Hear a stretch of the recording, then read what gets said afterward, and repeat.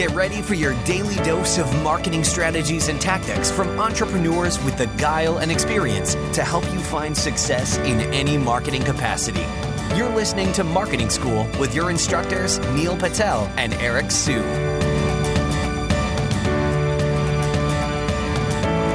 Okay, everyone, it's time for another episode of Marketing School. I'm your host, Eric Su. And I'm Neil Patel.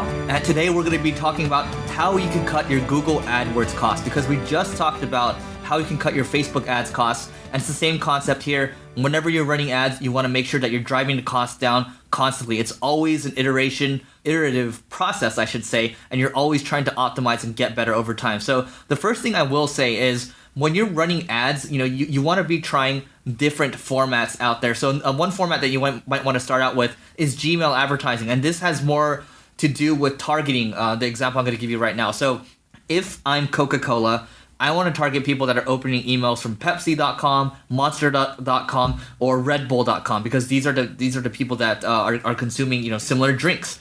So what you can do there, you're able to use Gmail ads, target those people specifically, but my key thing is here. It doesn't just apply to Gmail ads, but you want to make sure that you have the right targeting in place. So when you're first starting out, you might be targeting competitors, you might be targeting publishers, you might be targeting other types of trade shows as well. Or if you're running Facebook ads or Google ads, you can target lookalike audiences as well. So it's all about getting the targeting right first. I'm just using Gmail as an example here to get started. Neil? When it comes to costs with advertising, ads will always cost more when you fast forward in time. Why? It becomes more competitive. If other people see that you're making money, don't you think that they're going to be jumping on the bandwagon as well? That's the reason why ads keep going up. They're always going to get more expensive if you fast forward 3, 4, 5, 10 years from now. So what should you do? Well, you can optimize your ad campaigns, and Eric will give a lot more tips about that. But you should also optimize your landing pages. If someone comes to your website and they buy 1 out of every 100 people and it's profitable, if you can increase your conversion rate to 2 out of every 100, what happens? You now can spend more money to acquire customers due to the fact that your conversion rate just went up. So how do you do this? Well, A/B testing, right? We talked about CRO in the past. I'm going to give you specific tips for AdWords campaigns. The first is, if you're going to be running a campaign, you're bidding on a keyword. If you don't include that keyword within your landing page, you're making a big mistake. And not just anywhere within your landing page, ideally within the heading. So whatever keywords you're bidding on, that keyword should be within the heading of that landing page. Now you don't want to, let's say you're bidding on the keyword online marketing. You don't want your heading to just be online marketing. It has to be catchy. So what should you do? Well, Google for the keyword online marketing. Look at the organic results. Look to see what's at top. It's not always based on backlinks. One big factor that Google goes through is click-through rate. The organic listings that have the highest click-through rate tend to show up higher up. So look for title tags that are really appealing that you can potentially build off of. So if you find something that's really simple, such as online marketing made simple, a step-by-step guide, I'm making it up. You can then take it, play off of it, and create a similar type of heading within your Google AdWords landing page that you're sending traffic to. The other thing you need to do is make sure that your copy flows, ideally in a story, and you want to only pitch one product or a service. Don't offer multiple options on a page. When you give people too many options, it typically hurts conversions. Sure, if you're an e-commerce site, I can see how showing a bit more options are great, and yes, you want to show the popular ones first, but in general, having one product offering per page does the best.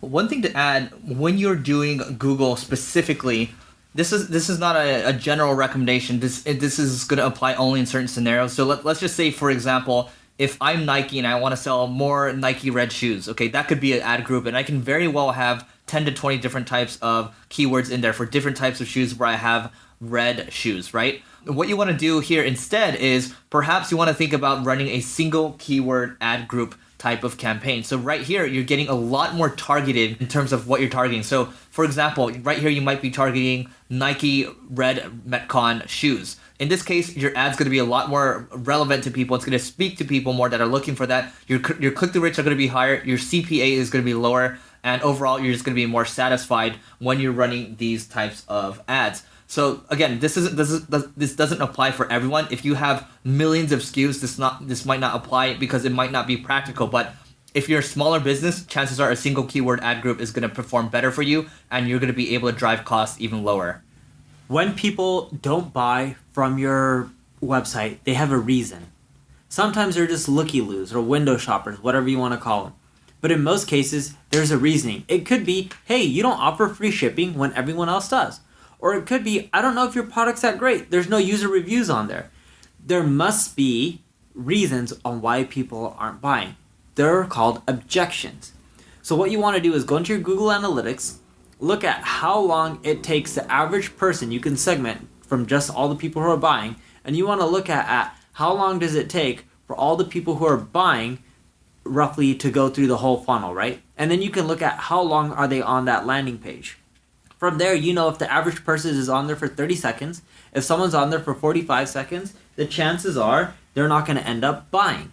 So when someone's on there for longer than the average time, you can just ask them a simple question through Qualaroo or SurveyMonkey. Qualaroo can pop up time-based surveys, and you can ask them a question like, what else would you like to see on this page? Is there any specific questions you would like us to answer for you? You do these open-ended surveys. You don't want to have multiple choice because if people just click an option, it won't necessarily tell you what objections they have. Then when you're doing these open-ended questions and you get these responses, you take the ones that are the most common. So if you have 50 responses and 30 people say free shipping, you want to adjust your copy to handle these objections. You would then put free shipping on the page. Can't afford free shipping? No worries. Put free shipping, increase the price point of the product you're selling, and you can run an A/B test. Chances are that'll help boost conversions. The point I'm trying to make is it's all about answering objections. If you find out the 10 most common things on why people won't be buying or signing up from your landing page and you answer them within your copy, you're much more likely to get a lead, a sale, a conversion. Great. And one thing I want to bring up, Gary Vaynerchuk has a really good quote here where he says he likes to day trade attention. So back in the day when he had a e-commerce site where he sold wine called Wine Library, he was able to get clicks for the keyword wine for about 5 cents a pop. This is, I think it's much more than that now. You're probably paying a couple bucks. So when you're able to arbitrage like that, in the beginning when nobody's really taking advantage of a channel, that's when you're going to make the most money. So you want to find the areas where you can capitalize the most on. And in some cases with even these juggernauts like Facebook and Google, you might think that, hey, these are so saturated already and the costs are just going to continue to go up. Well, here's the thing. Facebook, for example, when you're starting with video ads right now, you're able to get views sometimes for a fraction of a penny. It's very, very cheap right now because here's the thing. Video isn't table stakes yet. It's harder to do a video, and you also have to transcribe it so you can add a caption as well. It's hard to do this stuff, so people are kind of shying away from it, and they're not sure if video is working yet. There are studies coming out, but not a lot of people are talking about it yet.